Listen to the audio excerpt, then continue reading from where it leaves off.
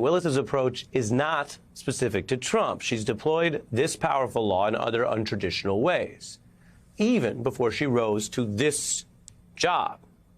Which brings us to this special report for you tonight, because if Willis is suddenly now a prominent name for news viewers, for people in MAGA households where Trump's been attacking her, now that she's the prosecutor going first on the coup cases, her entire record and approach also matter.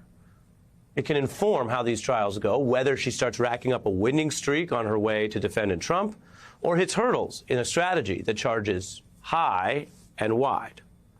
I could tell you Willis used this same charging approach in a case some lawyers would not have brought as a RICO charge when she went after teachers and administrators over a wide-ranging school cheating scheme. Now, Willis led that prosecution, indicting teachers as a RICO enterprise. And while that was a somewhat unusual approach, she gave a fiery set of opening arguments laying out how she viewed, and thus the prosecutor's office viewed, the scheme's victims as clearly taken advantage of by RICO abuse, and that those victims included children. Widespread cheating. That's at the heart of the state's case, a cheating culture, conspiracy. And to create a false impression of academic success for many students in the Atlanta public school system. In the nearly 3-hour opening, Prosecutor Fani Willis talked of failing students and frustrated parents. She wants extra services for her daughter, extra tutoring and extra services that she's entitled to. But she can't get them because when you look at the CRCT scores, it says this child doesn't need them. She's meeting and exceeding the expectations. That's what it sounds like when Willis is bringing a case. That record there is newly relevant right now because you don't have to be a Trump apologist or a school cheating apologist to question whether that legal theory was too fierce. And there are prosecutors who are accused of overcharging cases simply to stoke fear and leverage to get pleas out of that overcharging. In Atlanta, we can tell you some questioned whether throwing the book at teachers who had no criminal record was the proportionate response to cheating, even if it was an ethics problem in schools. The case shows how today's RICO defendants could also run out the clock, because we should note that whole trial, it ran 8 months. Now, by 2020, Willis was running to take over the DA's office from her boss, incumbent DA Paul Howard, who had 2 decades of experience but was facing questions about financial improprieties. Willis seized on that. She campaigned on cleaning up the office and boldly argued that her boss represented the corrupt ways of the past, which powered her victory. Willis has brought 11 RICO cases, including a large prosecution of an alleged Atlanta street gang that, unlike the Trump case, has seen those defendants put in jail before trial. So both men you see on the screen here are defendants for the same RICO charge in the same place by the same DA. One is in prison, presumed innocent but incarcerated. The other, of course, roams free.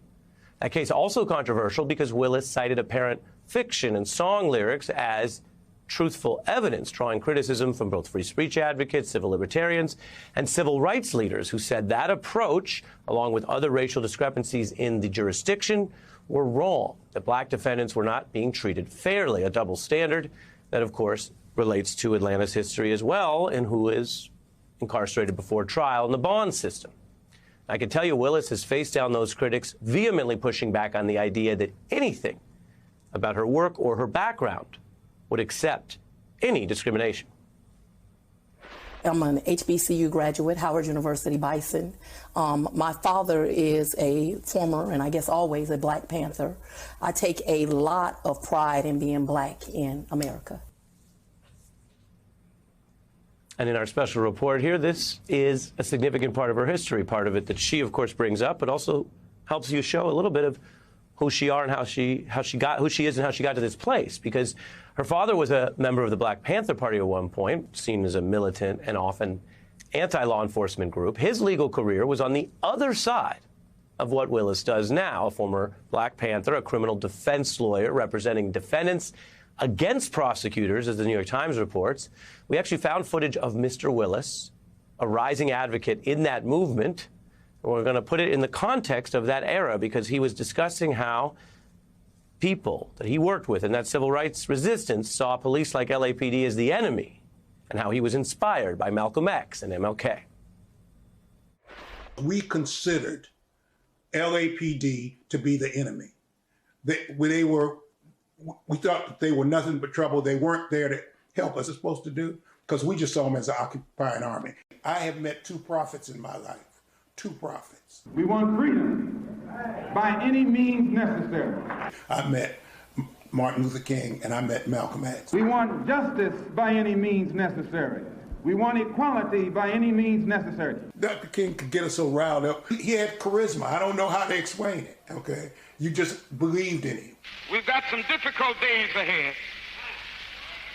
But it really doesn't matter with me now because I've been to the mountaintop. That view, what you hear there, was a formative influence on Willis as a parent and a lawyer. In fact, Fani Willis first learned about court from that defense side of the table. She went with her dad to the courthouse often, as early as elementary school, the Times reports, an exposure and guidance that was crucial. And she emphasized that she was raised by a single father, and so her heart is always with fathers, she has said. She went from that childhood talk of being in the courtroom, she talked about wanting to be a judge in one of the articles we checked, to then go on to attend Howard and then Emory Law, and then graduating in '96, she was in private practice before joining the DA's office. Her time in that office has drawn respect from peers who saw her as a no-nonsense prosecutor, a workaholic on complex cases. Another colleague said she proved to be, quote, a very good litigator while presenting murder cases because of her courtroom demeanor, her style, very dogged, very aggressive, end quote. So by history and most accounts, Willis came into this office more prepared than most. She grew up in the courtrooms around her father. She had the breadth of perspectives from that defense side of the table and the skepticism of law enforcement in civil rights at the time to what she did, which was obviously develop her own approach as a member of law enforcement, bringing these cases and then the victorious campaign for office. And from all the information we have, she was ready to begin this post with that focus, with what she talked about on the campaign trail, what I showed you tonight, bringing cases against crime, dealing with violence, dealing with gangs, in which she identified as an Atlanta gang problem, and using that racketeering law. There wasn't any public sign that Donald Trump's losing quest to stay in power was going to end up in her portfolio, or even those last frantic demands that Georgia officials should help him steal the election, that would snowball into a wider plot and then an insurrection and then an interstate conspiracy. But history has its own momentum. Think about this. Willis was literally sworn in on January 1st, 2021. The next day, then outgoing President Trump and his chief of staff solicited actions to steal valid, lawful votes in Georgia's election. It was captured on tape, the infamous call that we'll play a little bit of, and that occurred, think about this, on this new DA Willis's first full day on the job after being sworn in. It is now part of the evidence that she, as the new DA, used to indict and book these RICO defendants. So, look, all I want to do is this. I just want to find 11,780 votes, which is one more than we have. January 2nd. A lot of the rest is now well known. I'm not going to go through the rest of what happened after that in the same detail in our report. How what was initially cast by some as just thwarted calls or a one-day riot is actually this long-running set of plots stretching from the Trump White House to lawyers to those efforts on the ground. Several of these plots, as you see here in Georgia, are now indicted. The evidence and the nature of these coup plots did emerge over time. It was not all immediately clear. Most things aren't immediately clear, and if you think you understand something immediately, that may be a sign you don't understand all of it. We learned about these long-running plots through investigations, reporting, interviews, the House committee probe, which advanced a lot of this and is cited by the DA at times in that set of RICO charges, and then ultimately, the update is these plots have been indicted as conspiracies and racketeering, and that is because of two people, two prosecutors. That is not a structural thing or a macro thing or a fate thing.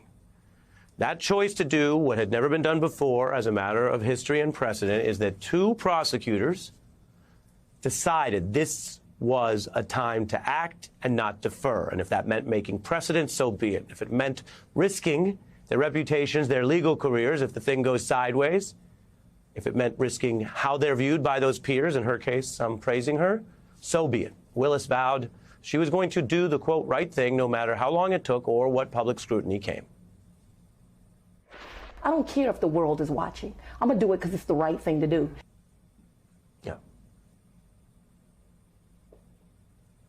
And here we are. It's really striking because we look at the big, big picture. We look at the macro, what I mentioned, whether that's the structural way that the system works, why campaigns and elections swing back and forth, things that are completely out of any individual's control, like macroeconomy or what other countries are doing. But this moment in history, which connects with what the President of the United States, Joe Biden, warned about today, this question of whether there will be full facts, evidence, truth, accountability, and nonpartisan rule of law over the people who were caught trying to steal the election, as some of them now run to try to take power again, this is up to a very small number of people. We did a special report, you might recall, about Jack Smith and his history on this, and now we present this to you to understand where this particular DA has come from, because more than anyone else in the nation, these two prosecutors, and with the first coup case coming, this DA Willis RICO case starting next month, these are the people who have risked a lot because they say they have the goods and the evidence of the conspiracy or the racketeering to overthrow the government. And they say they won't stop till they bring their case and prove their case and convict these defendants so that they go to prison rather than back into government.